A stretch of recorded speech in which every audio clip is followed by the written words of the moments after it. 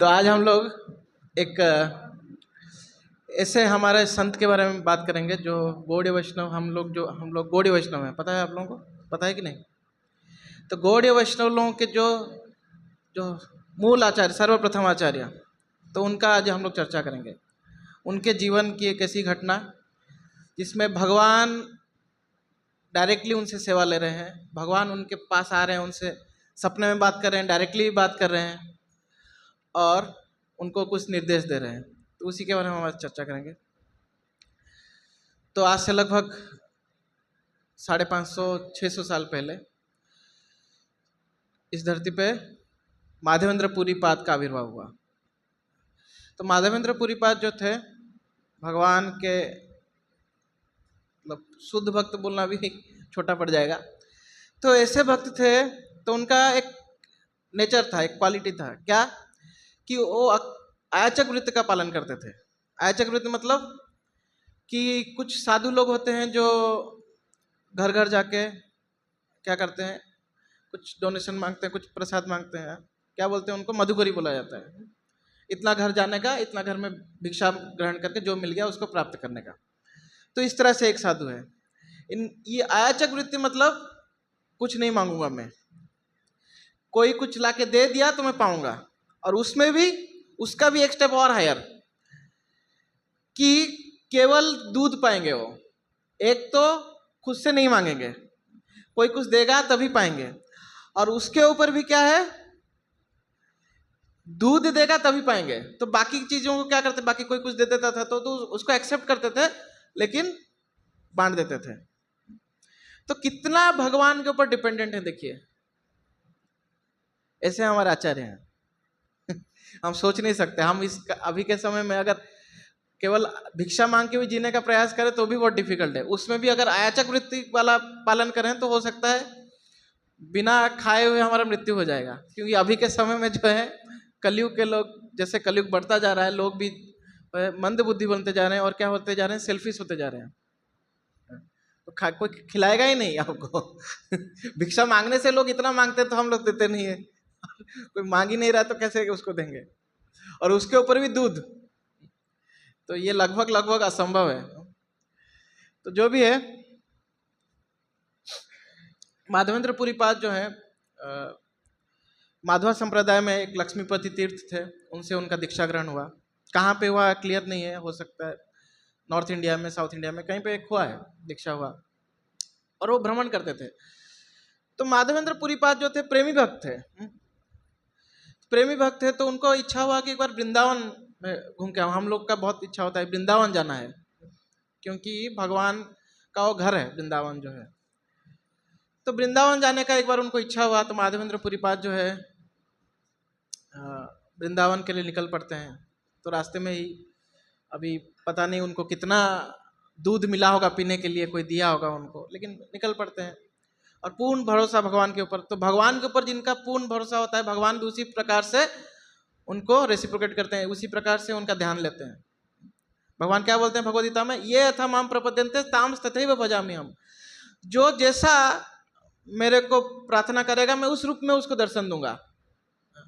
कोई बोलेगा भगवान नहीं है तो मैं उस रूप में उसको दर्शन दूंगा। जैसे आजकल के वैज्ञानिक बोलते हैं भगवान नहीं है, तो भगवान उससे उनको बुद्धि देते हैं कि भगवान नहीं है।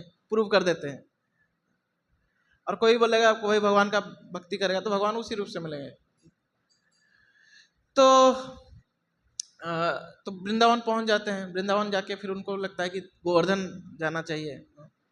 तो गोवर्धन पहुंचते हैं तो उसका परिक्रमा भी लगा लेते हैं। तो परिक्रमा लगा लेते हैं तो सोचिए कि वृंदावन से गोवर्धन ही हो गया लगभग 15-20 किलोमीटर, और उसके ऊपर वृंदावन का गोवर्धन का परिक्रमा तो और 22, उस समय तो और लंबा हुआ करता था गोवर्धन। तो गोवर्धन और ज़्यादा, मतलब कम से कम लगभग 40-50 किलोमीटर उस दिन वो चल दिए। तो बहुत थक जाते हैं। थक के एक गोविंद कुंड एक जगह है गोवर्धन में। आप लोग गोवर्धन गए हैं? कितने लोग गोवर्धन गए हैं? बहुत कम लोग गोवर्धन गए हैं। तो गोवर्धन में बहुत सारे कुंड हैं। तो एक कुंड है गोविंद कुंड बहुत स्पेशल कुंड है, क्योंकि गोविंद कुंड का जो जल है वो कैसे बना था? तो जब एक बार क्या होता है कि भगवान जो है इंद्र जो है क्या करता है, बहुत भयंकर बारिश करता है वृंदावन पे, तो भगवान गोवर्धन धारण करके वृंदावन वासियों को बचाते हैं। तब क्या है, इंद्र को पता चलता है कि मैं भगवान नहीं हूँ, असली में भगवान ये है। इंद्र समझने लगता है कि मैं दुनिया को चला रहा हूँ, तो उनको लगने लगता है कि मैं भगवान हूँ। तो क्या होता है, उनको डर पैदा हो जाता है कि भगवान क्या मेरे को डांटेंगे, कि मेरा पोस्ट रहेगा कि नहीं, क्या मुझे निकाल देंगे। तो ऐसे डर के मारे वो पहुंच जाते हैं, और डायरेक्ट अकेले नहीं जाते। इंद्र बहुत चालाक थे, तो सुरभि गाय को लेके जाते हैं, ताकि भगवान का प्रिय है गाय, गो ब्राह्मण हिताय तो भगवान को बोला जाता है। तो हो सकता है मैं सुरभि गाय को लेके जाऊंगा तो मेरे बिहाफ में ये क्या करेगी, वकीलाती करेगी, मेरे लॉयर बन के जाएगी वो, तो मैं बच जाऊंगा। ऐसा सोच के क्या होता है, इंद्र जो है सुरभि गाय को लेके जाते हैं। और सुरभि गाय को लेके जाते हैं तो भगवान जो है इंद्र के ऊपर ज़्यादा गुस्सा नहीं करते, क्योंकि ये इंद्र के इतना वर्षा करने के कारण ही 7 दिन 7 रातों तक सारे वृंदावन वासी भगवान के साथ थे। तो भगवान बोलते हैं कि क्योंकि भगवान हर समय हर लोग, वैसे तो भगवान हर समय हर जन के साथ रह सकते हैं, लेकिन फिर भी क्योंकि वो लीला कर रहे थे तो हर समय हर भक्त के साथ नहीं रह पाते थे। लेकिन ये गोवर्धन लीला के कारण भगवान सारे भक्तों के साथ 7 दिन 7 रात रहे, तो भगवान उल्टा प्रसन्न हो जाते हैं उसके ऊपर। तो माफ कर देते हैं उनको। और उस इंद्र जो है ये सुरभि गाय के दूध और सुरभि गाय के दूध से जो है भगवान के अभिषेक करते हैं, और वही दूध जो है वो गोविंद कुंड बन जाता है। तो अभी हम गोविंद कुंड जाएंगे तो वो दूध जैसा हमको दर्शन नहीं होगा। अभी वो हमको ग्रीन कलर दिखेगा, काई जम गया है उसके ऊपर, लेकिन जो भी है वास्तव में दूध है। जो शुद्ध भक्त है उसको ही वो दर्शन होगा।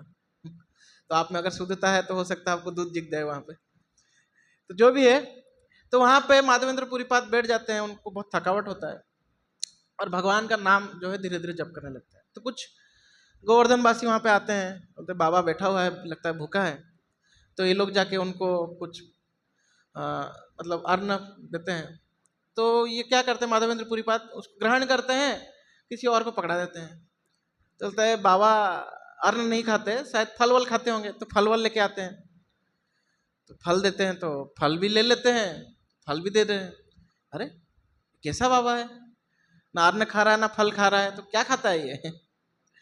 तो ऐसा सोच के उनको लगता है कि बड़ा अहंकारी लगता है, तो निकल जाते हैं वो लोग। निकल जाते हैं। तो माधवेंद्र पुरीपाद तो अपना भगवान का नाम जप कर रहे थे। तो ऐसे होते होते शाम हो जाता है, संध्या का समय हो जाता है। तो एक बहुत सुंदर बालक आता है, बहुत सुंदर बालक आता है, और वो अपने हाथ में दूध का एक मटका लेके आता है, छोटा सा मटका दूध का लेके आता है, और बुलाता है माधवेंद्रपुरी। तो वे आश्चर्य हो जाते हैं, अरे बच्चा, और इतना सुंदर कि माधवेंद्रपुरी उसको देखते ही रह गए। और वो बच्चा बोलता है कि आप भूखे थे तो मैं आपके लिए दूध लेके आया हूँ। तो माधवेंद्रपुरी पास दूध ले लेते हैं, और उनका मन में शंका होती है कि अरे ये बच्चा, इसको कैसे पता चला कि मैं दूध ही पीता हूँ। तो पूछ लेते हैं कि तुम कौन हो, और तुमको कैसे पता चला कि मैं दूध ही पीता हूँ। तो बच्चा बोलता है कि मैं इस गांव का ही रहने वाला हूँ, मेरा नाम गोपाल है, और मैं गाय चराता हूँ। और हमारे गांव की स्त्रियां जो हैं वो आपको देखे तो उन्होंने बोला कि हमारे गांव में कोई भूखा नहीं रहता। तो उन्होंने बोला कि बाबा को दूध दे के आ जाओ, तो मैं दूध लेके आ गया। तो माधवेंद्र पुरीपाद बोलते हैं कि शायद बच्चा सच बोल रहा है, लेकिन इतना सुंदर बच्चा। तो फिर क्या होता है, माधवेंद्र पुरीपाद बोलते हैं ठीक है, ये दूध ले लेता हूँ, ले लेते हैं। तो बच्चा बोलता है कि आप दूध पीजिए, और मैं जो ये मटका है बाद में ले लूंगी। तो माधवेंद्र पुरीपाद, वो बच्चा भी सोचता है कि ये कुछ और सवाल ना पूछ ले मुझसे। तो ऐसा सोच के वो बच्चा जो है उनको दे देता है वो दूध का प्याला, और निकल जाता है। माधवेंद्र पुरीपाद कुछ और पूछ पाते हैं, वो निकल जाता है। माधवेंद्र पुरीपाद सोचते हैं इतना सुंदर बच्चा था, कौन था पता नहीं, उसको कैसे पता चला। उनको थोड़ा डाउट होने लगा कि कौन है ये बच्चा। तो फिर ठीक है, शायद होगा गांव का, वो सही सच बोल रहा होगा। तो दूध पीने लगते हैं, और जैसे ही दूध पीते हैं तो उनका भूख प्यास सब मिट जाता है, और उल्टा बल आ जाता है उनके अंदर। और कैसा हो जाता है कि वो भगवान का इतना स्मरण आता है कि वो वहाँ पे रोने लगते हैं, और उनके जो रोंगटे हैं वो खड़े हो जाते हैं। तो बोलते हैं ये कौन सा दूध है। हम, क्योंकि वो केवल दूध ही पीते थे, तो कितना जगह जाके दूध पीते थे, तो इतना जगह मैंने दूध पिया, इस तरह का दूध मैं कहीं नहीं पिया, इस तरह का दूध जो है मैं कहीं नहीं पिया, ये स्पेशल, और ये बच्चा इतना सुंदर बच्चा इस तरह का दूध लाया, ये कौन था। तो उनके मन में बहुत शंका होने लगती है, कौन था। मैं इस बार जब वो वापस आएगा, मटका लेने के लिए आएगा ना, तो आएगा तो मैं उसको पूछूंगा कि कौन हो तुम, मैं उसको छोड़ूंगा नहीं ऐसे। तो बच्चा का इंतजार करने लगे। तो शाम के समय में उसने दूध दिया था, अभी दूध पी के तो उनको पूरा सारा थकान मिट गया था। हाँ, वो तो अलग टाइप का दूध था, स्पेशल दूध। तो वो फिर जगे रहते हैं कि भगवान का नाम जप करके जग के अपना बैठे रहते हैं कि कब आएगा बच्चा। और उनका मतलब बहुत ज़्यादा तीव्र उनका इच्छा था कि उसको पूछना है। कहीं भी हम कुछ स्पेशल व्यक्ति को मिलते हैं, और कोई हमारा कोई स्पेशल व्यक्ति होता है, अगर बोलता है कि मैं आपसे आज मिलने आने वाला हूँ, तो हम कैसे उसका इंतजार करते हैं ना, कब आएगा कब आएगा। हाँ, और घड़ी घड़ी फ़ोन भी करते हैं। तो उस समय तो उसका नंबर तो लिया नहीं था उन्होंने। तो ना ही फ़ोन था, तो पूछ भी नहीं सकते, आएगा तो ही पूछेंगे। और इंतजार करते रहे तो बच्चा तो आया नहीं।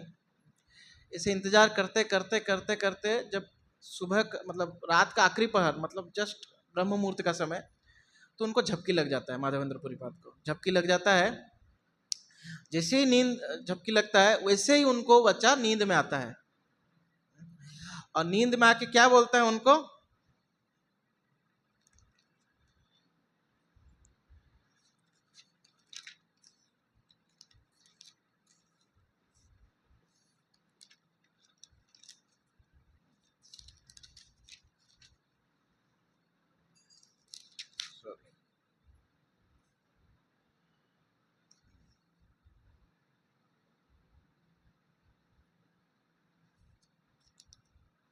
हाँ, श्री गोपाल नाम मोर गोवर्धन धारी, ब्रजेर स्थापित ब्रजेर स्थापित आमी यहाँ अधिकारी।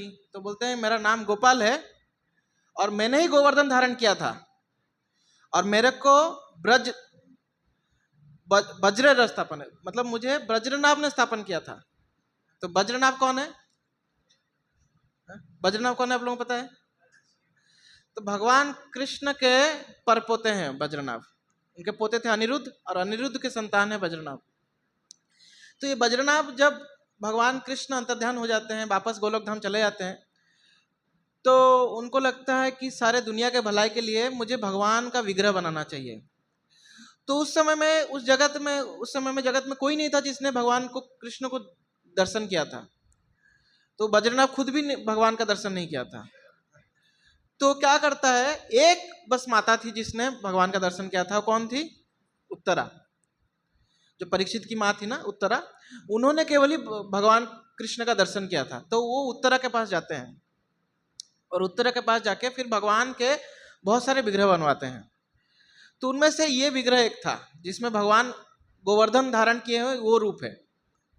तो वो रूप था, और उसका नाम उन्होंने गोपाल दिया था। तो वज्रनाभ ने उसको स्थापना किया था, गोवर्धन में ही स्थापना किया था। लेकिन क्या हो गया, शैल ऊपर ही होते आमी कुंज लुकाइया, म्लेच्छ भय सेवक मोर गेला पलाइया। तो क्या हो गया कि ये पूजा अर्चना, फिर वज्रनाभ के बाद पूजा अर्चना चलती आ रही थी। लेकिन जब ये मुसलमान लोग अटैक किए, तब जो पुजारी थे भगवान के विग्रह को बचाने के लिए, कि मुसलमान का क्या काम था कि मंदिर तोड़ दो, विग्रह तोड़ दो, बस हो गया, पूजा खत्म, और पूजा ही नहीं कर सकते। तो ऐसा उनका सोच था। तो जो भी है, तो ये क्या करते हैं, ये जो पुजारी था वो मुसलमान के डर से उन्होंने गोवर्धन में एक गड्ढा खोद के उनको वहीं पे ही भगवान को छुपा दिया था। तो भगवान बोल रहे हैं कि मैं ही वो गोवर्धन धारी हूँ, मैं गोपाल हूँ, और मुझे ये पुजारी ने इधर छुपाया था, तुम यहाँ से मुझे निकालो, तुम यहाँ से मुझे निकालो और मुझे अच्छे स्थापना करो। तो क्या करते हैं, फिर जैसे ही ये बात बोलते हैं वैसे ही इनका क्या हो जाता है, नींद खुल जाता है। जैसे नींद खुलता है तो उनको बड़ा दुख होता है। किनको दुख होता है? किनको दुख होता है? माधवेंद्र पुरीपाद को बहुत दुख होता है। अरे भगवान मेरे सामने आए थे, मैं उनको पहचान नहीं पाया। अब सोचिए, आपके सामने कोई बहुत बड़ा आदमी आ रहा है, आप उसको अगर पहचान नहीं पाए, उनको ऐसे ही वो आए और चगले गए, आप उनसे कुछ बात भी ढंग से नहीं कर पाए, तो कैसा लगेगा आपको? और ये तो कौन है? ये तो भगवान है, स्वयं भगवान है, और वो आए थे और ये पहचान नहीं पाए, तो उनको बहुत दुख होता है, अरे क्या मैंने, कितना बड़ा मेरे से गलती हो गया। तो गलती हो गया, लेकिन फिर भी क्या करते हैं? क्षण क्रोध न करी मन कैला धीर, आज्ञा पड़ाया लगी हैला सुस्थिर। तो क्या करते हैं कि दुख तो करते हैं, लेकिन क्या करते हैं? भगवान ने मुझे आदेश दिया है, इसका पालन करना है मुझे, ये ज्यादा इंपॉर्टेंट है। मैं ठीक है भगवान को पहचान नहीं पाया, उसका मुझे दुख है, लेकिन भगवान ने मुझे सेवा दिया है, उसको मुझे पालन करना है। तो ये जो है हम भक्तों के जीवन में बहुत इंपॉर्टेंट है। कभी कभार भक्त लोग बोलते हैं, प्रभु जी मैं बहुत पतित हूँ, मुझसे तो नहीं हो पाएगा, बोलते हैं ना, आप थोड़ा सा चलो प्रचार करो, प्रभु जी मैं बहुत पतित हूँ, मुझसे नहीं होगा। तो ये वास्तव में मूर्खता है। यहाँ पे माधवेंद्र पुरीपाद हमको सिखा रहे हैं, अगर कोई कुछ आज्ञा दे रहे हैं, अगर कोई वरिष्ठ हमको कोई आज्ञा दे रहे हैं, चाहे भगवान या कोई भक्त हमको आदेश दे रहे हैं, तो हमें वो शक्ति भी प्रदान कर रहे हैं कि हम उस कार्य को कर सकें। कई बार हम लोग ट्रेन में बुक डिस्ट्रीब्यूशन करते हैं, तो लोग गीता, मैं बहुत पतित हूँ, मैं गीता नहीं ले सकता। तो पतित जब समझ रहे हो खुद को, तो पतित से ऊपर उठना है ना, नहीं नहीं मुझे नाले में ही रहना, ऐसा सोचना है क्या? बाहर निकलना है ना, तो उसके लिए तो गीता है। ये फिर भी नहीं लेते। और हम भक्तों में भी ये जनरली ऐसा होता है कि अपने आप को बहुत नीच समझ के कई बार हम करते नहीं, वास्तव में वो मतलब सेवा ही नहीं करते, तो वास्तव में वो आलस्य है। ये माधवेंद्र पुरी हमको सिखा रहे हैं, ये सेवा बहुत इंपॉर्टेंट है। भगवान ने बोला है, भगवान ने उनको बोला कि मेरा उद्धार करो, तो ये सेवा इंपॉर्टेंट है। तो अभी एक चीज आप लोगों के मन में आ सकता है, अरे ये भगवान बोल रहे हैं, भगवान है और ये खुद की रक्षा नहीं कर पा रहे हैं, कोई अटैक कर रहा है तो उनको छुपाना पड़ रहा है। तो वास्तव में भगवान अर्च विग्रह, ये जो रूप है भगवान का, ये जो डेटी बोलते हैं हम लोग, अर्च विग्रह बोलते हैं, वास्तव में ये क्या है, ये कौन सा रूप है? तो भगवान ये रूप में आ रहे हैं हमको उद्धार करने के लिए। तो ये रूप में जब भगवान आते हैं तो पूर्ण तरह से भक्त के ऊपर निर्भर हो जाते हैं, ताकि हम भगवान की सेवा कर पाएं। क्योंकि भगवान का जो ओरिजिनल रूप में हम उनकी सेवा नहीं कर पाएंगे, हम उतने शुद्ध नहीं है। तो इसलिए भगवान वो रूप में आते हैं जिसमें हम भगवान की दर्शन कर सकते हैं, हम भगवान को ड्रेस पहना सकते हैं, भगवान के लिए कुछ बना सकते हैं। तो ये अर्च विग्रह का रूप है। तो पूर्ण तरह से निर्भर है, उनके रक्षा के लिए भी वो ब्रह्मांड की रक्षा कर रहे हैं। ब्रह्मांड उनके भय से चल रहा है, बारिश उनके भय से हो रहा है, सूर्य उनके भय से उग रहा है, लेकिन फिर भी जब विग्रह के रूप में आते हैं तो पूर्ण तरह से अपने भक्त के ऊपर निर्भर हो जाते हैं। तो इसीलिए भक्त जो है जब विग्रह को बहुत अच्छे से उनकी सेवा करना चाहिए। और जब सेवा हम करते हैं भगवान की, तो क्या हो जाता है? अटैचमेंट हो जाता है। हम किसी की भी सेवा कीजिए, देखिए माँ और माँ का बच्चे के प्रति इतना अटैचमेंट क्यों है? क्योंकि उनकी सेवा कर रहा है। पत्नी का पति के साथ इतना अटैचमेंट क्यों है? क्योंकि दोनों एक दूसरे का सेवा कर रहे हैं, तो इसलिए अटैचमेंट है। तो भगवान इसलिए अर्च विग्रह के रूप में आते हैं ताकि हम उनकी सेवा कर पाए। और इधर वो माधवेंद्र पुरी पाद को खास करके चुनते हैं। क्यों चुनते हैं? क्योंकि उनके शुद्ध भक्त हैं। इतने सारे बाबा लोग आए होंगे गोवर्धन में, लेकिन किसी को नहीं चुना भगवान ने कि भाई मुझे उद्धार करो। माधवेंद्र पुरी पाद को उन्होंने चुना। माधवेंद्र पुरी पाद फिर क्या करते हैं? भगवान उनको आदेश भी देते हैं कि कहाँ मैं छुपा हुआ हूँ, और उनको क्या बोलते हैं? अकेले मत जाओ, पूरा ग्रामवासियों को लेके आओ, क्योंकि मैं बहुत भारी हूँ। पत्थर का मूर्ति है ना, तो मैं बहुत भारी हूँ, मुझे ऐसे तुम उठा के नहीं ले सकते। तुमको अकेले में तुमसे नहीं हो पाएगा, तुम लोगों को बुलाओ। तो माधवेंद्र पुरी पाद सब गांव वासियों को बुलाते हैं, वहाँ पे गोवर्धन वासियों को बुलाते हैं। तो गोवर्धन वासी एकदम अचानक सुबह सुबह वो लोग स्वच्छ क्रिया करने जा रहे थे अपने, और इधर एक बाबा पकड़ लेता है, चलो चलो हम गोपाल को उद्धार करना है। तो लोग आश्चर्य हो जाते हैं कि ये बाबा कहाँ से आ गया और क्या बोल रहा है ये सुबह सुबह आके। तो कुछ लोग भरोसा करते हैं, कुछ लोग भरोसा नहीं करते हैं, लेकिन जो लोग भरोसा करते हैं वो पूरा उत्साह के साथ माधवेंद्र पुरी पाद के साथ चलने लगते हैं। और सही में गोपाल ने जहाँ पे उनको बोला था वहाँ पे खोदना चालू करते हैं। खोदना जैसे ही चालू करते हैं तो भगवान गोपाल का विग्रह जो है प्रकट हो जाता है। तो सब आश्चर्य होते हैं, सब लोग नृत्य करने लगते हैं, और माधवेंद्र पुरी पाद तुरंत वहाँ पे कीर्तन करते हैं, नृत्य करते हैं, और फिर से उनको गोवर्धन के ऊपर ले आया जाता है। और एक चट्टान, बड़ा सा चट्टान लाया जाता है, बड़ा सा चट्टान के ऊपर उनको रख दिया जाता है, और पीछे में एक और एक चट्टान लगा देते हैं ताकि वो सपोर्ट बना रहे, नहीं तो विग्रह गिर जाएंगे। और जैसे ही वो विग्रह आ जाता है तो सारे गोवर्धन वासी, ये लोग तो ऐसे ही भक्त लोग थे, क्योंकि नेचुरल भक्त है। गोवर्धन में जो भी, गोवर्धन और ब्रज में जो भी पैदा हुआ है भगवान का नेचुरल भक्त है वो। भले ही कभी कभार हम लोग जाते हैं तो हमको ठग देते हैं, कुछ करते हैं, लेकिन वो लोग नेचुरल भक्त हैं। और कुछ ऐसे भी तो क्या उनको कभी भगवान के बारे में पूछेंगे वो तुरंत अपना बोलना चालू कर देंगे। और उनका बोलना और हमारे बोलने में अंतर है, वो अपना कन्हैया बोलेंगे। तो भगवान के प्रति उनका एक रिश्ता है। तो गोवर्धन वासी क्या करते हैं, हर एक घर से क्या होता है, सब जो जो ला पाए वो लेके आ जाता है। और हर एक घर से एक एक गाय प्रदान किया जाता है। हर एक घर वाले बोलते हैं कि हम लोग गाय देंगे, गाय देंगे। कोई अपने घर में भाकरी बनाना चालू करता है, कोई घी लेके आ जाता है, कोई दूध लेके आ जाता है। तो इस तरह से इतना पूरा भंडारा वहाँ पे शुरू हो जाता है, भंडारा शुरू हो जाता है। और फिर वहाँ पे क्या आ जाता है, वहाँ पे मथुरा से भी कुछ मथुरावासी भी आ जाते हैं। और मथुरावासी आके क्या करते हैं, वहाँ पे वो लोग भी आके वहाँ पे क्या करते हैं, वो लोग के पास पैसा था।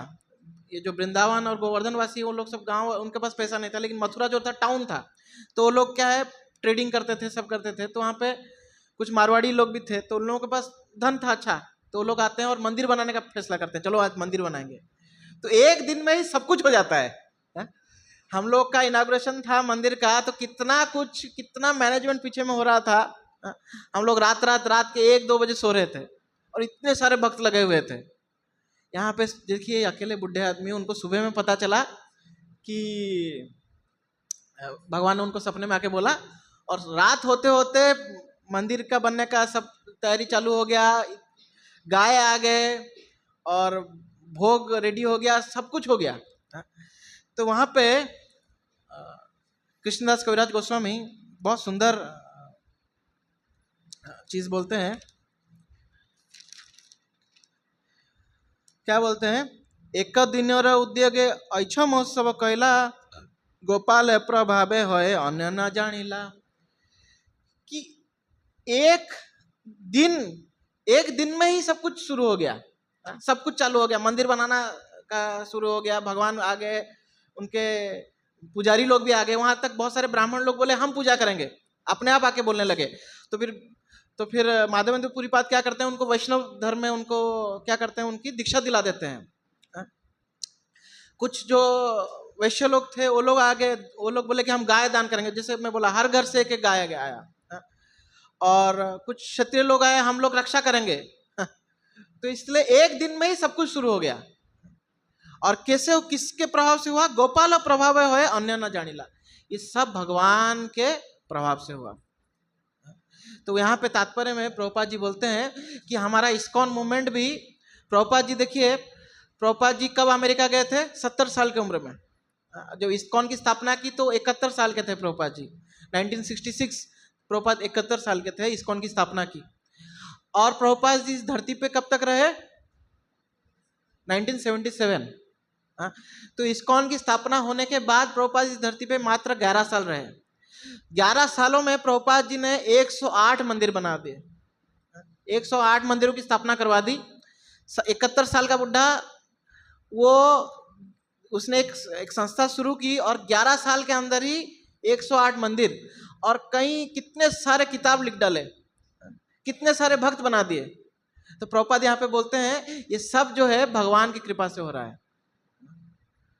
सब कुछ जो हमारा ये इस्कॉन मूवमेंट देख रहे हैं, ये सब कुछ भगवान की कृपा से हो रहा है। तो ये चीज जो है हमको हमेशा ध्यान रखना चाहिए।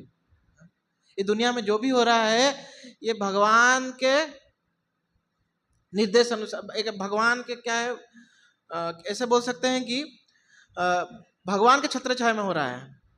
कोई भी ऐसा चीज नहीं हो रहा है जिसके बारे में भगवान को ना पता हो, जो बिना भगवान की अनुमति के ना हो रहा हो। वो अलग बात है, कुछ चीज भगवान की इच्छा अनुसार हो रहा है, कुछ चीज भगवान के बिना इच्छा के हो रहा है।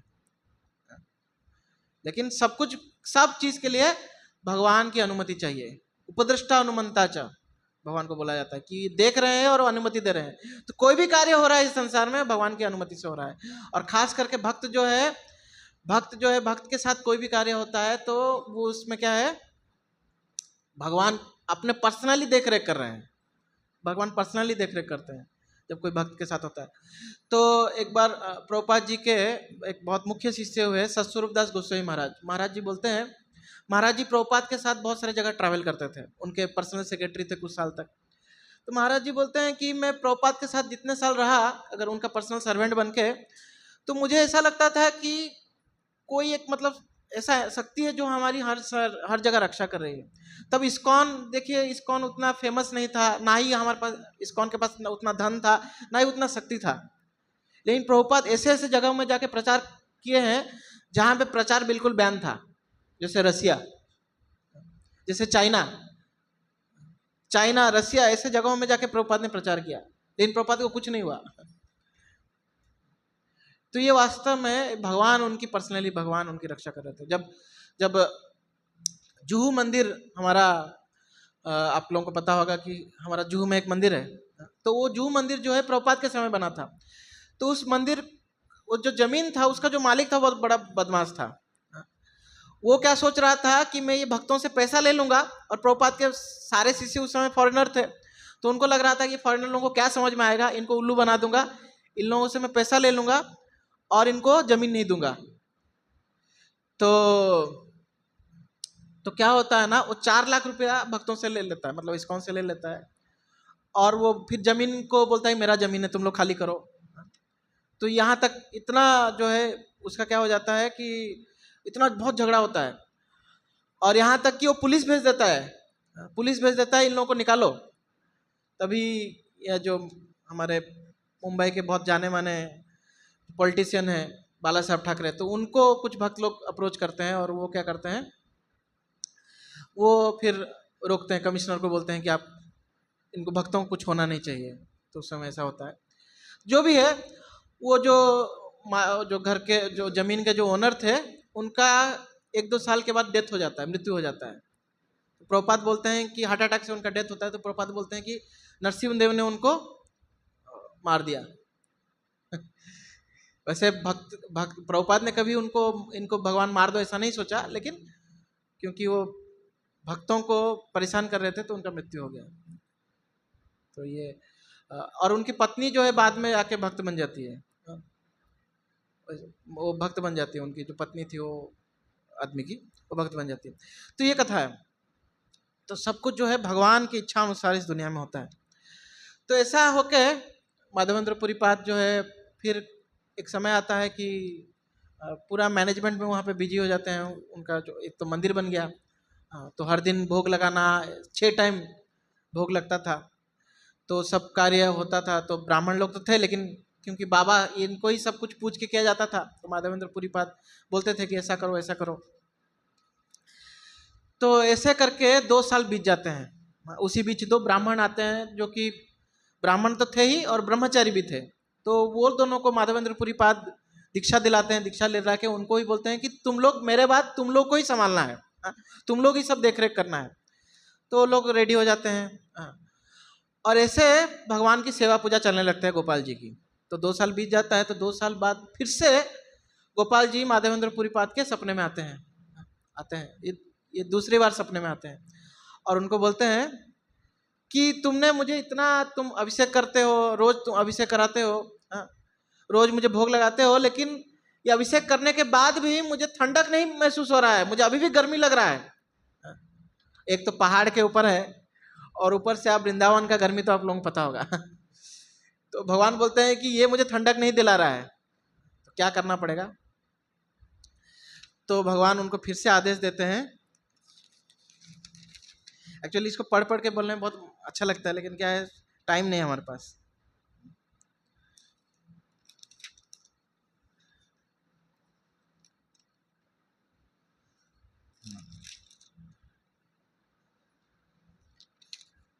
हाँ, तो गोपाल कहे पुरी आमार ताप नहीं जाए, मलय यज चंदन लेप तबे से जुड़ाए। तो बोल रहे हैं कि हे माधवेंद्र पुरी, मेरा गर्मी नहीं जा रहा है, तुम मलय चंदन लेके आओ। कहाँ पे मिलेगा मलय चंदन, तो भी बोलते हैं मलय यज आणे जहा नीलाचल हईते, अन्य हईते नाहे तुम्ही चलह त्वरिते। तो मलय जो है कहाँ मिलेगा, तुमको नीलाचल जाना पड़ेगा। नीलाचल यानी कि पुरी जाना पड़ेगा, एक धाम से दूसरे धाम में जाना पड़ेगा। और क्या बोल रहे हैं, अन्य होते न है, और कोई नहीं जाएगा, तुमको ही जाना है। और तब बोला जाता है कि माधवेंद्र पुरी पाद लगभग 80 साल के हो गए थे और भगवान उनको बोल रहे तुम जाओ अब। और देखिए भगवान के ऊपर कितने निष्ठा है उनका। कहाँ गोवर्धन, कहाँ जगन्नाथपुरी, 1500-1600 किलोमीटर होगा लगभग लोगों, या उससे भी हो सकता है ज़्यादा होगा। तो फिर माधवेंद्रपुरी क्या बोलते हैं, अरे पागल हो गए हैं क्या आप, मैं कैसे जाऊंगा, ऐसे बोलते हैं क्या? ऐसे नहीं बोलते हैं। तो क्या बोलते हैं वो?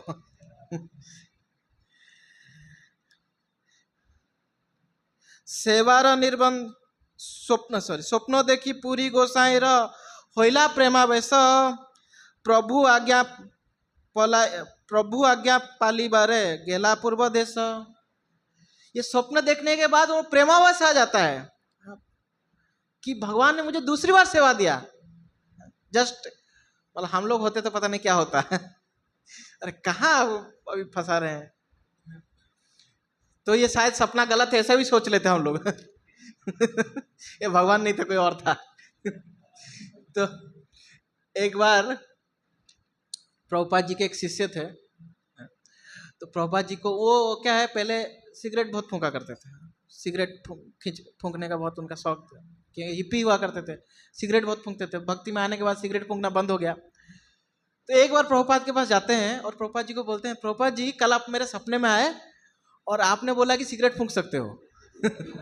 तो प्रभुपाद जी बोले कि वो मैं नहीं था, मेरा रूप धारण करके असुर आया था तुमको भटकाने के लिए। तो ऐसा है। तो माधवेंद्र पुरी पाद बहुत खुश हो जाते हैं, बहुत खुश हो जाते हैं, प्रेमावेश हो जाते हैं और तैयार कर लेते हैं कि मुझे जाना है पुरी, तुरंत तैयार हो जाते हैं। फिर क्या करते हैं, लेकिन जाने से पहले क्या करते हैं, सेवार निर्बंध लोक करिला स्थापन, आज्ञा मागी गौड़ देश करिला गमन। जाने से पहले नहीं ऐसा भगवान ने बोल दिया चलो अब निकलता हूँ, ऐसा भी नहीं। अभी गोपाल जी का भी सेवा मेरे जाला गया, तो ऐसा नहीं कि सेवा पूजा रुक जाना चाहिए।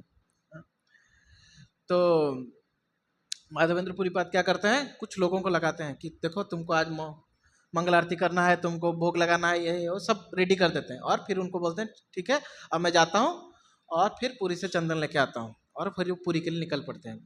पुरी के लिए निकल पड़ते हैं तो रास्ते में वो क्या बंगाल होते हुए जाएंगे ना, पहले बंगाल आता है, तो बंगाल में वहाँ पे अद्वैत आचार्य को मिलते हैं, और अद्वैत आचार्य जो है वो माधवेंद्र पुरी पाद को अपने घर में स्वागत करते हैं, उनका सेवा करते हैं, और फिर उनको बोलते हैं कि आप मुझे दीक्षा दीजिए, मैं आपको अपने गुरु के रूप में आपका सेवा करना चाहता हूँ। तो माधवेंद्र पुरी पाद को जो है, माधवेंद्र पुरी पाद फिर बहुत प्रसन्नता पूर्वक अद्वैत आचार्य को दीक्षा दिलाते हैं। अद्वैत आचार्य कौन है? अद्वैत आचार्य कौन है? लेकिन कौन है अद्वैत आचार्य का दर्शन किया है आपने? अद्वैत आचार्य कहाँ है? हमारे मंदिर में भी अद्वैत आचार्य का फोटो है, देखा है? देखा? आप लोग जब मंदिर में दर्शन करने जाते हैं तो लेफ्ट साइड में विग्रह का दर्शन किया है, लेफ्ट साइड में दो हाथ खड़े करके खड़े हैं, दो विग्रह, देखा आप लोगों ने? देखा कि नहीं देखा? कितने लोगों ने आज मंदिर आने से मतलब क्लास आने से पहले दर्शन किया है? दर्शन किया है? ठीक है। भगवान कौन से कलर के कपड़े पहने हैं? गुलाबी, पिंक, करेक्ट। तो लेफ्ट साइड में गौर निताई भगवान है। गौर निताई भगवान के बगल में देखिए दो फोटो रखा हुआ है।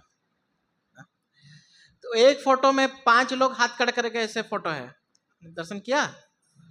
क्या नहीं किया? किया, ठीक है। तो और एक साइड में 6 लोग ऐसा सफेद वस्त्र पहन के जपमाला पकड़ के खड़े हैं। तो जो 5 लोग हाथ खड़े करके जो फोटो है, वो फोटो में पंचतत्व हैं। पंचतत्व श्री चैतन्य महाप्रभु जब इस धरती पे आते हैं तो अपने 5 स्वरूप धारण करके आते हैं, तो एक स्वरूप उनका यही है, अद्वैत आचार्य का स्वरूप है। तो अद्वैत आचार्य जो है वही भगवान का आह्वान करते हैं कि आप इस धरती पे आइए। भगवान कृष्ण को बुलाते हैं आप इस धरती पे आइए, और भगवान कृष्ण जो है चैतन्य महाप्रभु के रूप में आते हैं भक्ति का प्रचार करने के लिए। तो अद्वैत आचार्य को जो है माधवेंद्र पुरी पाद दीक्षा देते हैं, और बड़े प्रेम पूर्वक आदित्य आचार्य उनकी सेवा करते हैं। फिर माधवेंद्रपुरी आगे निकल पड़ते हैं। तो आगे जब निकल पड़ते हैं तो उड़ीसा बंगाल के बॉर्डर में उड़ीसा का एक डिस्ट्रिक्ट आता है बालेश्वर। बालेश्वर डिस्ट्रिक्ट आता है। कोई उड़ीसा से है इधर? नहीं, कोई नहीं, ठीक है। तो बालेश्वर नाम का एक डिस्ट्रिक्ट आता है और वहां पे एक छोटा सा गांव पड़ता है जिसका नाम है रेमुणा। और वो रेमुणा में गोपीनाथ जी का एक मंदिर था, बहुत प्राचीन विग्रह थे गोपीनाथ जी के, तो मंदिर हुआ करता था। तो माधवेंद्रपुरी पाद भगवान के भक्त थे, तो सोचते हैं कि गोपीनाथ जी का दर्शन करते हुए आप आ ही गया हूँ इस रास्ते, तो गोपीनाथ जी का दर्शन कर लेता हूँ। तो गोपीनाथ जी का वहाँ पे वो दर्शन करते हैं, बहुत भाव विभोर हो जाते हैं, वहाँ पे नाचने लगते हैं, नृत्य करने लगते हैं, तुरंत फिर से कीर्तन करने लगते हैं। भक्त लोग जब भगवान का दर्शन करते हैं तो हमको भगवान का गुणगान करना चाहिए, भगवान का कुछ श्लोक कुछ याद करके उनका गुणगान में गाना चाहिए। तो नृत्य करके वो गाने लगते हैं। और वहाँ पे उस जगह में गोपीनाथ जी को एक बहुत सुंदर जो भोग लगता था, तो उसमें बहुत सारे आइटम भोग लगते थे। तो एक स्पेशल आइटम भोग लगता था जिसको बोला जाता है अमृत केली, अभी भी भोग लगता है। तो अमृत केली 12 पहले अमृत केली के भोग लगते थे। ये अमृत केली जो था एक स्पेशल टाइप का रबड़ी था, तो ये भोग लगता है। तो वो क्योंकि माधवेंद्रपुरी पाद जो थे भगवान की सेवा करते थे गोपाल जी की, तो उनका इच्छा था कि यहाँ पे भी जो स्पेशल जो चीज़ बनता है भगवान के लिए भोग लगता है, तो भी मैं भी गोपाल जी के लिए भोग लगाऊंगा। तो उनका इच्छा होता है कि अमृत केली कैसा बनता है। तो तब क्या होता है, जो पुजारी है वो अमृत केली को लेके भोग लगाने के लिए जा रहा होता है। भोग लगाने समय जब वो अमृत केली को भगवान के सामने रखता है, तो माधवेंद्रपुरी पाद वो अमृत केली को देख के सोचते हैं कि काश मैं इसको चख लेता, तो मैं भी अपने गोपाल जी के लिए ये स्पेशल खीर बनाता, ये स्पेशल रबड़ी बनाता। रबड़ी और खीर का मिक्सचर है वास्तव में, स्पेशल चीज़ है।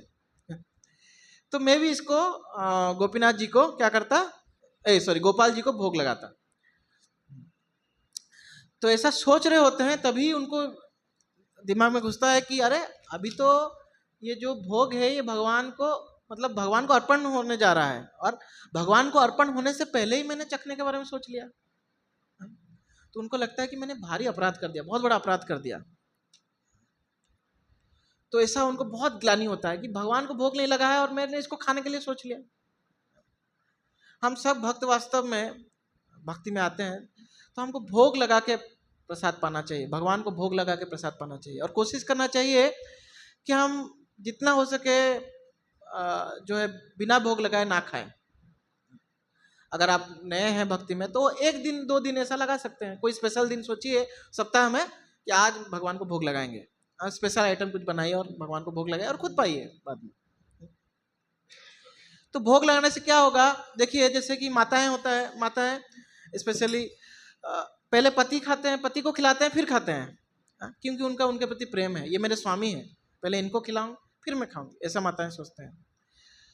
तो ऐसे ही भगवान को जब भोग लगाएंगे तो हम लोग क्या बोलते हैं, हम जीवात्मा का क्या स्वरूप है, हम जीवेरो स्वरूप है कृष्ण और नित्य दास, हम भगवान के नित्य दास हैं। तो भगवान के नित्य दास हैं तो पहले मालिक खाएगा तब दास को खाना चाहिए ना। तो हम जब भोग लगाएंगे तो ये जो नेचर है हमारा ये ज़्यादा उभर के आएगा हमारे अंदर, हमको ये फीलिंग होने लगेगा कि हम भगवान के दास हैं। खाली दास बोलने से नहीं होगा ना, सेवा करना पड़ेगा। तो इसलिए हम कोशिश करना चाहिए, जो लोग डेली लगा रहे हैं बहुत बढ़िया है, जो लोग नहीं लगा रहे हैं तो आप लोग कोशिश कीजिए। हमारे आचार्य स्पेशली प्रभुपाद जी के जो गुरु थे भक्ति सिद्धांत सरस्वती ठाकुर, भक्ति सिद्धांत सरस्वती ठाकुर जब 4 साल के बच्चे थे तो उनके पिताजी आम लेके आते हैं, आम का सीजन था तो आम लेके आते हैं, मीठा आम। आम तो सिर्फ, बाकी सब फल देखिए आप हर सीजन में मिलता है, लेकिन आम जो है केवल और केवल गर्मी में ही मिलता है। अभी भी आम जो है बाकी सीजन में आपको नहीं मिलेगा, गर्मी में ही मिलेगा। मीठा आम है स्पेशल, पका हुआ आम, हो सकता है कच्चा आम बाकी सीजन में मिल जाए। तो उनके पिताजी लाए हुए थे, तो 4 साल का बच्चा है तो वो आम को उठा के खाने के लिए ले लेता है। तो उनके पिताजी जो थे वो भी बहुत बड़े भक्त थे, भक्ति विनोद ठाकुर, उनको बोलते हैं बेटा अरे भगवान को भोग नहीं लगा, तूने खाना शुरू कर दिया। तो 4 साल के थे, प्रतिज्ञा करते हैं कि मैं जिंदगी भर पका हुआ आम नहीं खाऊंगा, क्योंकि मैंने भगवान के प्रति अपराध कर दिया, मैं भोग नहीं लगा के उसको चखने के बारे में सोच लिया। और वो जिंदगी भर पका हुआ आम नहीं खाते। सोचिए कितना बड़ा प्रतिज्ञा है। तो हमारे आचरण, हमारे आचार्य अपने आचरण से हमको सिखा रहे हैं कि कैसे एक भक्त को होना चाहिए। वैसे तो हम वैसे नहीं हो सकते, उतना कठोर तो हम नहीं कर सकते, लेकिन हमको कुछ तो प्रतिज्ञा लेना चाहिए कि हम इतना एटलीस्ट भोग लगाएंगे या ऐसा, ये प्रतिज्ञा लेना चाहिए। तो यहाँ पे माधवेंद्र पुरी पाद जो है वो सोचते हैं कि मैंने अपराध कर दिया, तो प्रसाद भोग नहीं लगाया और मैं खाने के बारे में सोच लिया। वैसे तो अपराध नहीं था, लेकिन उनको जैसा लगता है, शुद्ध भक्त जो होता है छोटा सा गलती को भी लगता है बड़ा गलती किया अपने बारे में। दूसरे कुछ गलती करते हैं तो उनको इतना दिखता नहीं, लेकिन खुद जब छोटा गलती करते हैं तो लगता है बड़ा गलती कर दिया। हम ठीक विपरीत हैं उसके दूसरों का गलती फटाक से दिखता है। तो हमको अगर दूसरों का गलती कम दिखने लगे ना, हम समझना चाहिए हम भक्ति में प्रोग्रेस कर रहे हैं। तो ऐसा है, तो तुरंत जो है वो क्या करते हैं, वहाँ से निकल जाते हैं। उनको बहुत बुरा लगता है। और वो गांव का जो रेमुणा का एक मार्केट हुआ करता, छोटा सा मार्केट, मतलब उस अभी के ज़माने का तो मार्केट नहीं होगा, छोटा छोटा शायद बैठने का जगह होगा जहाँ पे लोग कुछ बेच रहे होंगे, तो उस जगह में पहुँच जाते हैं। वहाँ पे चले जाते हैं, वहाँ पे खाली जगह बैठ के एक बरगद के पेड़ के नीचे बैठ जाते हैं और नाम जप शुरू कर देते हैं, भगवान का नाम गाने लगते हैं और रोने लगते हैं कि मैंने कितना बड़ा पाप किया। और तभी इधर क्या हो रहा है, इधर पुजारी जो है भोग लगा दिया, भोग लगा के वो ले आता है, फिर भगवान को शयन देके खुद भी जाके सो जाता है। तो सो जाता है तो फिर भगवान जो पुजारी के सपने में आ जाते हैं। कौन आ जाते हैं इस बार? गोपीनाथ आ जाते हैं। गोपीनाथ को, पुजारी तुम अभी उठ, अब तुमने मुझे 12 प्याले जो है ये खीर के लगाए थे, लेकिन एक प्याला जो है मैंने अपने पास ही रख लिया है, अपने धोती के नीचे मैंने उसको छुपा दिया है, और इसको मेरा एक भक्त है माधवेंद्रपुरी, उसको जाके खिलाओ। तो तुरंत वो उसका क्या है, जो पुजारी है उनका नींद खुल जाता है। वो सोचते हैं कि ऐसा कौन इतना बड़ा भक्त है, मैंने इतना साल भगवान का सेवा किया, भगवान कभी भी सपने में नहीं आए, और ये भक्त के लिए भगवान मेरे सपने में आ रहे हैं और बोल रहे हैं कि उन्होंने प्याला ये अमृत केली का रख दिया है। तो तुरंत वो नहाते हैं, नहा के अपना फिर से वो अल्टर के अंदर घुस जाते हैं, और वहाँ पे तो उस समय लाइट नहीं हुआ करता था, दिया लगाते हैं और ढूंढने लगते हैं किधर भगवान ने छुपाया है। तो देखते हैं कि भगवान अपने धोती के नीचे, सही में भगवान के धोती को जब उठाते हैं तो धोती के नीचे वो प्याला रखा हुआ है। तो वो उससे ही आश्चर्य हो जाते हैं, भगवान को नमन करते हैं, और मतलब एक जिज्ञासा हो जाती है कि कौन है ये भक्त। सोचिए ऐसा आपके साथ होगा तो आप कितना सोचेंगे कि कौन है, इसके लिए भगवान ने चुराया है। भगवान बोलते हैं कि मैंने चुराया है उसके लिए। और भगवान चुराया क्यों बोलते हैं? क्योंकि एक बार भोग लग गया तो उस जो भोग लगने के बाद वो प्रसाद बन जाता है। प्रसाद में भगवान का अधिकार नहीं है, केवल भक्त का अधिकार है। तो उसको क्योंकि भगवान ने ले लिया, तो इसलिए उसने, भगवान ने चुराया बोलते हैं कि मैंने चुरा लिया है तो वो पूरा वो मटका लेके भाग के निकलते हैं, माधवेंद्रपुरी चिल्लाने लगते हैं, माधवेंद्रपुरी माधवेंद्रपुरी। तब जब मार्केट में जाते हैं तो एकदम ऑलमोस्ट, ये तो रात के अंधेरे की बात, रात की बात है, तो रात में तो ये मुंबई तो है नहीं कि लोग जगे होंगे तो पूरा सुनसान था, केवल माधवेंद्रपुरी ही जगे हुए थे, एक पेड़ के नीचे बैठे हुए थे। और वो चले जाते हैं तो माधवेंद्रपुरी बोलते हैं हाँ मैं ही हूँ माधवेंद्रपुरी। तो माधवेंद्रपुरी को जैसे ही ये पुजारी दर्शन करते हैं तो उनको मटका बोलते हैं ये आप पहले पकड़िए, और मटका जैसे ही माधवेंद्रपुरी पकड़ लेते हैं तो तुरंत उनका चरण पकड़ लेते हैं। कौन? ये पुजारी माधवेंद्रपुरी का चरण पकड़ लेते हैं, चरण पकड़ के उनको दंडवत प्रणाम करते हैं, बोलते हैं कि आप, मैं धन्य हो गया आपका दर्शन करके, आपके लिए आज भगवान ने ये दूध का ये अमृत के लिए चुराया है। जैसे ही माधवेंद्रपुरी ये बात सुनते हैं तो भी भावावेश में आ जाते हैं, वो भी रोने लगते हैं कि भगवान कितने कृपालु हैं, मैंने चखने का इच्छा किया और भगवान ने मुझे दे दिया। और माधवेंद्रपुरी जो है उसको ग्रहण करते हैं, तो पुजारी जो है उनको प्रणाम करते हैं, फिर वहाँ से निकल जाते हैं। और माधवेंद्रपुरी वहाँ के क्या सोचते हैं,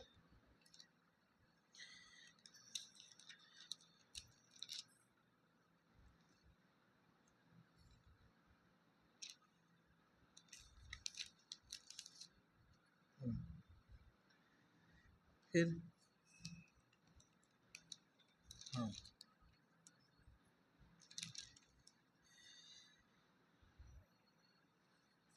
हाँ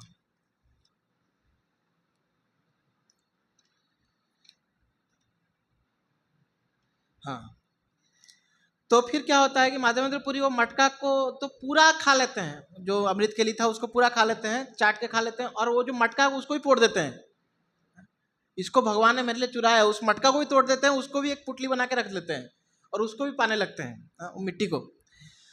और फिर क्या बोलते हैं, फिर माधवेंद्र पुरी बोलते हैं, ठाकुर मोर खिल दिला लोक सब शुणी, दिने लोक भीड़ हब मोर प्रतिष्ठा जानी। कि भगवान ने मेरे लिए चुराया है, अगर ये पुजारी सबको, ये तो पक्का बोलेगा। अभी इतना एक्साइटिंग न्यूज कौन छोड़ेगा, पता है इधर एक बाबा आए हुए हैं जिनके लिए भगवान ने चोरी किया है, वो तो पक्का बोलने वाले हैं। तो ये पक्का बोलेंगे तो पूरा गांव वाले भीड़ जमा लेंगे मेरे पास, और मेरे को क्या है, मेरे को पूजा करने लगेंगे। और माधवेंद्र पुरी क्योंकि शुद्ध भक्त हैं, वो सोचते हैं कि ये तो गड़बड़ हो जाएगा। तो सही भय रात्रि शेष चालीला श्रीपुरी, सही खाने गोपीनाथ दंडवत करी। तो जैसे उनको ये थॉट आने लगता है कि लोग मेरा प्रतिष्ठा, मेरा पूजा करने लगेंगे, वो उसी समय निकल पड़ते हैं, बोलते हैं कि इधर रुकना ठीक नहीं है। कितना देखिए, एक शुद्ध भक्त प्रतिष्ठा का कितना भय है उनको। लेकिन वास्तव में शुद्ध भक्त प्रतिष्ठा नहीं चाहता, लेकिन भगवान उस प्रतिष्ठा को उसके पीछे भेज देते हैं, जाओ। तो इस तरह से है। हम लोग ठीक उल्टा है। हम लोग को कभी कभार कोई गुणगान करने लगता है तो क्या होता है ना, कभी कभार हम दिखाने के लिए बोलते हैं, अरे प्रभु जी इतना मत बोलो, लेकिन मन में रहता है कि हाँ सही में सही बोल रहे हैं प्रभु जी। कभी कभार ऐसा होता है, लेकिन जो शुद्ध भक्त है वो ठीक उल्टा उनका होता है कि भाई प्रतिष्ठा मान सम्मान से वो दूर रहते हैं।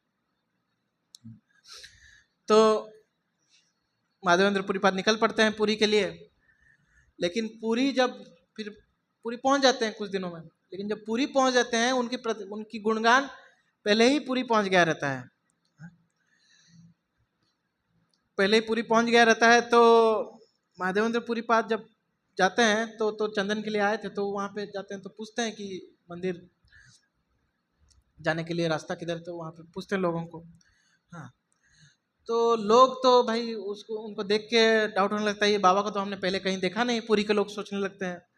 और उनको खबर मिलता है कि एक माधवेंद्र पुरी पाद हैं जो वृंदावन से चल के आ रहे हैं, जिनके लिए रेमुणा में गोपीनाथ ने चोरी किया है, और वो गोपाल के लिए क्या लेने आए हैं, चंदन लेने आए हैं। तो वैसा तो उनका पूरा ख्याति वहाँ पुरी में फैल गया था। तो लोग बोलते हैं बाबा कौन है, सब एक दूसरे से बात करने लगते हैं, जो सब दुकान वाले रहते हैं पुरी में, वो लोग एक दूसरे से बात करने लगते हैं कि कौन है बाबा। कोई बोलता है कि अरे कहीं वही तो नहीं है जो माधवेंद्र पुरी जिनके बारे में हम सुन रहे थे।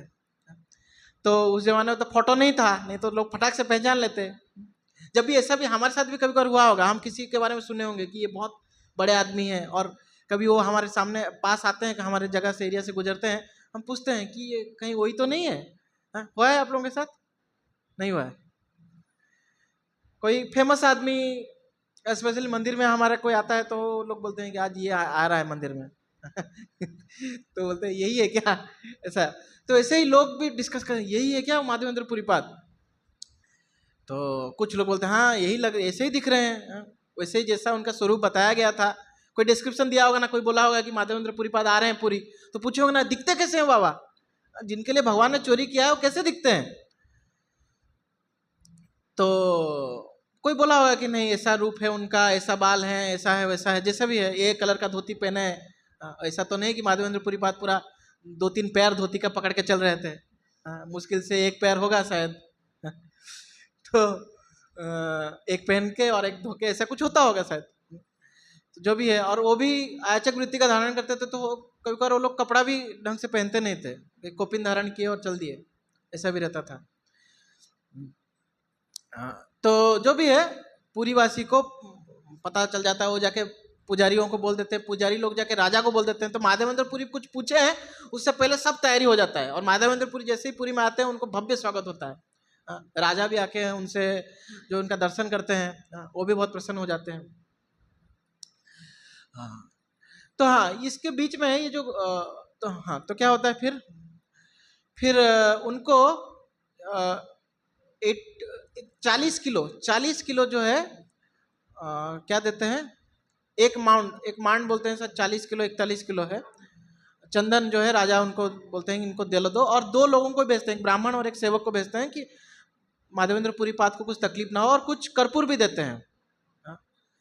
कर्पूर कुछ देते हैं कि चंदन के साथ कर्पूर घिस के आप जो है गोपाल जी को लगाना, और कुछ कागजात भी दे देते हैं, सरकारी कागजात, ताकि इनको कोई रोके नहीं, क्योंकि चंदन उस समय भी, अभी के जमाने में भी आप चंदन देखो, चंदन तस्कर मूवी भी इतना फेमस निकल रहा है चंदन तस्कर के ऊपर तो चंदन का तस्करी उस समय भी हुआ करता होगा। तो क्या होता है कि तो इसलिए वो पेपर सब दे देते हैं, और क्योंकि माधवेंद्र पुरी पाद को एक उड़ीसा छोड़ के बाकी सब मुस्लिम एरिया हुआ करता था, बंगाल पूरा मुस्लिम शासन था, नवाब के अंडर में था, उसके बाद भी झारखंड बिहार ये सब जो है नवाब के अंडर हुआ करता था। आप और वृंदावन के तरफ जाएंगे तो मुगलों के अंडर में था, तो ये लोग कहीं उनको परेशान ना करें, तो इसलिए सब लिख के उन्होंने दे दिया। फिर माधवेंद्र पुरी पाद फिर से चल पड़ते हैं 2 लोगों को साथ में लेके, और ये 40 किलो शायद कोई घोड़ा वोड़ा दिया होगा जिसके ऊपर लाद के चलते हैं। तो चलते चलते वापस फिर वही रास्ते से जाना है, तो रेमुणा जब आता है तो माधवेंद्र पुरी पाद बोलते हैं कि अब आ ही गया हूँ तो फिर से इनको दोबारा से गोपीनाथ जी का दर्शन कर लेता हूँ। तो दोबारा से जब गोपीनाथ जी का दर्शन करने जाते हैं, तब तक गोपीनाथ जी का नाम बदल के क्या हो गया था, खीर चोर गोपीनाथ हो गया था तो माधवेंद्र पुरी जब जाते हैं तो पंडित जी तो पहचान लेते हैं, पुजारी जी, और उनका बहुत सत्कार करते हैं, माधवेंद्र पुरी पाद भगवान का भी प्रणाम करते हैं। तो ये जो गोपीनाथ जी के विग्रह, इनका पीछे भी एक बहुत सुंदर कथा है, ये कहाँ से आए। तो गोपीनाथ जी का विग्रह जो है वो वास्तव में भगवान राम ने बनवाया था। क्यों बनवाया था पूछेंगे, तो ऐसा बात है कि जब भगवान राम, माता सीता और भैया लक्ष्मण जो वनवास के लिए जाते हैं, तो भगवान राम भरद्वाज ऋषि से मिलते हैं और उनको पूछते हैं कि कोई ऐसा स्थान बताइए जहाँ पे मैं ये वनवास काट सकूं, क्योंकि सीता जो है, ये जो है राजकुमारी है, हाँ, इनका बहुत कोमल शरीर है, इनको मैं बहुत सारी जगह घुमा नहीं सकता, जंगल में नहीं घुमा सकता इतना, तो मुझे कोई सुंदर स्थान बताइए। तो भरद्वाज ऋषि बोलते हैं कि यमुना के उस पार एक बहुत सुंदर जगह है, कामतगिरी पर्वत है वहाँ पे, अभी चित्रकूट के नाम से हम जानते हैं उस जगह को। तो वहाँ पे बहुत बहुत मनोरम जगह है, अभी भी आप जाएंगे चित्रकूट बहुत मनोरम है, इतना डेवलपमेंट नहीं आया है उधर, तो आप जाइए वहाँ पे रहिए। तो भगवान राम फिर यमुना पार करके वहाँ जाते हैं।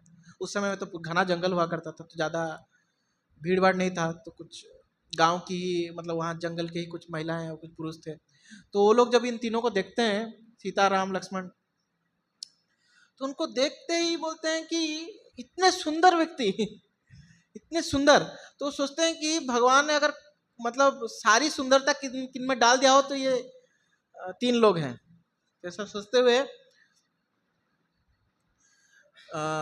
वो जो है क्या करते हैं, वो लोग उनको फिर पूछते हैं कि कौन है, इधर यहाँ कैसे आ गए, इतने सुंदर व्यक्ति जंगल में क्या कर रहे हैं अगर ये जंगल में रहने लगे तो महल में कौन रहेगा, ऐसा वो सोचते हैं, महल किस लिए बने हैं।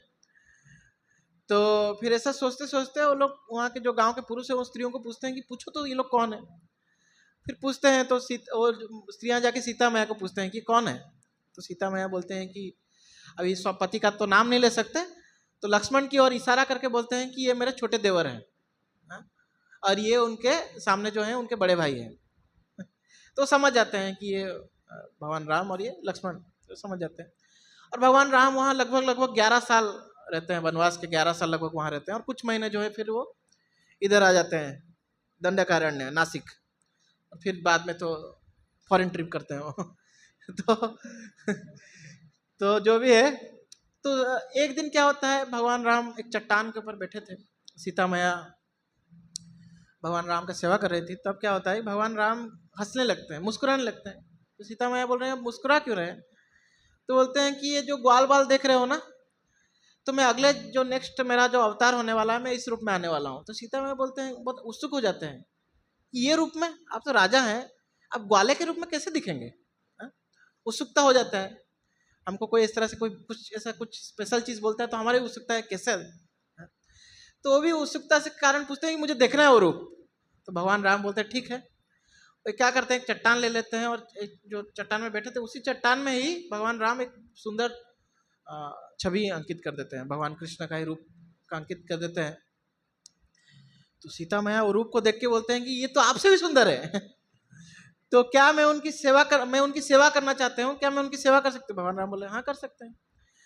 और बोलते हैं इनका नाम क्या है, तो बोले कि ये तो मैं तो हमेशा गोपियों के साथ रहूंगा, तो मैं उनका मतलब गोपियों मुझे गोपीनाथ के रूप में जाना जाएगा।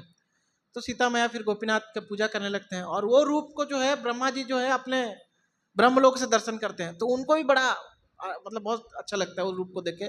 उनका भी इच्छा होता है कि सेवा करूं, इन माता सेवा कर रहे हैं तो पूछ नहीं सकते।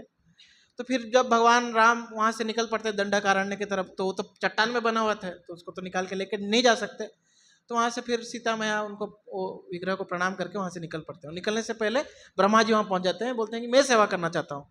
तो सीता मैया को पूछते हैं कि कैसे क्या करना है, तो सीता मैया बोल देती है ठीक है ये ऐसा करो तुम। तो फिर ब्रह्मा जी सेवा करने लगते हैं कुछ फिर सालों तक ब्रह्मा जी सेवा करते हैं, कुछ साल मतलब कुछ लाखों साल तक ब्रह्मा जी सेवा करते हैं। उसके बाद ब्रह्मा जी भी सेवा पूजा नहीं कर पाते, और उसके बाद किसी और को शायद ब्रह्मा जी बोले होंगे, अलवर लोग उसके बाद सेवा करने लगे। तो ऐसा होके सेवा पूजा फिर कुछ साल बंद हो जाता है। बंद हो जाता है तो क्या हो जाता है, वो तो चट्टान था वो तो वहीं रहता है।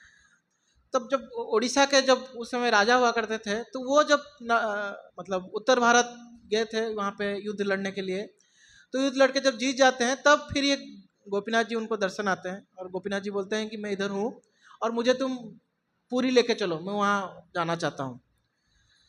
तो फिर ये क्या है, कुछ ब्राह्मणों को भेजते हैं वहाँ पे राजा जो है। और कैसे फिर पहचानेंगे कैसे, तो बोलते हैं कि मैं जो है चट्टान में बना हुआ हूँ, रोज एक गाय आके वहाँ पे दूध देती है, तो समझ जाना कि वो मैं हूँ। तो फिर राजा जो है पहले तो कुछ मंत्रियों को भेजते हैं। मंत्री लोग बोलते हैं हम चट्टान तो एक देखे जिसमें गाय दूध दे रही है, लेकिन ऊपर काला है, कुछ नहीं, कुछ विग्रह विग्रह नहीं है वो चट्टान में। तो क्या हो जाता है, वो दूध डालते डालते वो दूध के कारण दूध चिपकू होता है ना, तो दूध में फिर मिट्टी विट्टी चिपक के ऊपर ढक जाता है वो विग्रह जो है। तो भगवान एक तरह से खुद की रक्षा कर रहे थे ताकि कोई कुछ तोड़ ना दे उसको, जो भी है। तो फिर राजा ब्राह्मणों को भेजते हैं, तो ब्राह्मण लोग फिर वहाँ पे खोदने लगते हैं, तो फिर वो विग्रह साफ होके आ जाता है, जो मतलब वो मिट्टी को हटा देते हैं तो साफ हो गया आ जाता है। तो ब्राह्मण लोग बोलते हैं कि हाँ सही में विग्रह है। फिर राजा जो है वो चट्टान से फिर वो विग्रह को काट के ले आते हैं। फिर ले आते हैं वापस, जब पुरी जाने के रास्ते में जब ये रेमुणा स्थान आता है, तो भगवान बोलते हैं कि सपने में फिर से राजा के आते हैं, बोलते हैं मैं यही रुकना चाहता हूँ, मुझे पूरी नहीं जाना है, यहीं रुकना है। ये बहुत सुंदर, वो रेमुणा जो था बहुत रमणीय स्थान था, बहुत सुंदर स्थान था। और वहाँ पे बहुत सारे जो है ग्वाले, ये जो ये ग्वाल जाति के लोग रहते थे, यादव लोग रहते थे। तो बोले कि मेरे ही गांव वाले इधर रहते हैं, तो मैं इधर ही रहना चाहता हूँ। मुझे इधर अच्छा है, बहुत सारे गाय थे वहाँ पे, तो वहाँ वो रुक जाते हैं। और फिर राजा जो है भगवान का मंदिर बना देते हैं। तो उस समय से फिर अच्छे से पूजा अर्चना भगवान गोपीनाथ का चल रहा था। तब ये माधवेंद्रपुरी पाद जब दोबारा उनका दर्शन करने जाते हैं, तो दर्शन करते हैं तो फिर तो सोचते हैं कि अब जल्दी निकलना पड़ेगा, मुझे निकलना पड़ेगा। तब फिर से गोपाल जी उनके सपने में आते हैं। अब गोपाल जी कितने, अब ये तीसरी बार उनको सपना में आ रहे हैं। तीसरी बार सपने में आके बोलते हैं, क्या बोल रहे हैं कि आप जो है अभी वापस मत जाओ। कहाँ वापस मत आओ, वृंदावन आने की जरूरत नहीं है, मैं और गोपीनाथ सेम ही है। तो गोपीनाथ को चंदन लगाओगे, मुझे ठंडक मिल जाएगा, हम दोनों एक ही हैं। तो गोपीनाथ को चंदन लगाओ। वास्तव में भगवान ये सोच रहे थे कि माधवेंद्रपुरी पाद ये मुसलमान एरिया से गुजरेंगे तो बड़ा प्रॉब्लम हो सकता है, तो मैं नहीं चाहता कि यह जो प्रॉब्लम हो उनको, तो इसलिए तो उनको बोलते फिर उनको वहीं रहने देते हैं। तो फिर माधवेंद्रपुरी पाद वहाँ पे भी कुछ लोगों को चंदन घिसने के लिए लगाते हैं, कुछ लोगों को चंदन लगाने के लिए लगते हैं, और ये सेवा पूजा चलने लगता है। और ये चंदन यात्रा ये जो शुरू हो जाता है। ये चंदन यात्रा फिर जनरली साउथ इंडिया में होता था, फिर बाद में जब गोपीनाथ जी का माधवेंद्रपुरी ने शुरू किया, फिर बाद में वृंदावन में भी होने लगा। उससे पहले वृंदावन में ये चंदन लगाने का ये जो ये था, ये नहीं था। भगवान को चंदन लगा के उनका दर्शन कराना ये वृंदावन में नहीं था, ये माधवेंद्रपुरी ने ही शुरू किया है। उन्होंने इधर शुरू किया तो उधर भी होने लगा। तो जो भी है, और ये जो कथा है माधवेंद्रपुरी पाद की कथा, ये कौन सुनाता है, किनको सुनाता है पहली बार, तो ये कथा सुनाते हैं चैतन्य महाप्रभु अपने साथियों को। चैतन्य महाप्रभु जब संन्यास ले लेते हैं, संन्यास लेके फिर उनकी माँ का आदेश रहता है कि तुम जगन्नाथपुरी जाओ। तो जगन्नाथपुरी जब आते हैं तो जगन्नाथपुरी रास्ते में ये आता है, रमुणा आता है। तो चैतन्य महाप्रभु अपने 4 साथियों के साथ, नित्यानंद प्रभु, मुकुंद दत्त और जगदानंद पंडित और एक थे ब्रह्मानंद शायद, हाँ ब्रह्मानंद। तो ये 4-5 लोगों के साथ महाप्रभु जो है ये पहुंचते हैं रेमुणा। और रेमुणा पहुंचते हैं तो वो भी गोपीनाथ जी का दर्शन करते हैं, वहाँ पे नृत्य करते हैं। और जैसे ही अमृत के लिए भोग, उन प्रसाद जो है उनको लाके देते हैं पुजारी, ये सन्यासी हैं तो पुजारी लाके देते हैं, बोलते हैं अमृत के लिए प्रसाद पाइए। तो फिर चैतन्य महाप्रभु को माधवेंद्र पुरी पाद का याद आ जाता है। और माधवेंद्र पुरी पाद कौन है?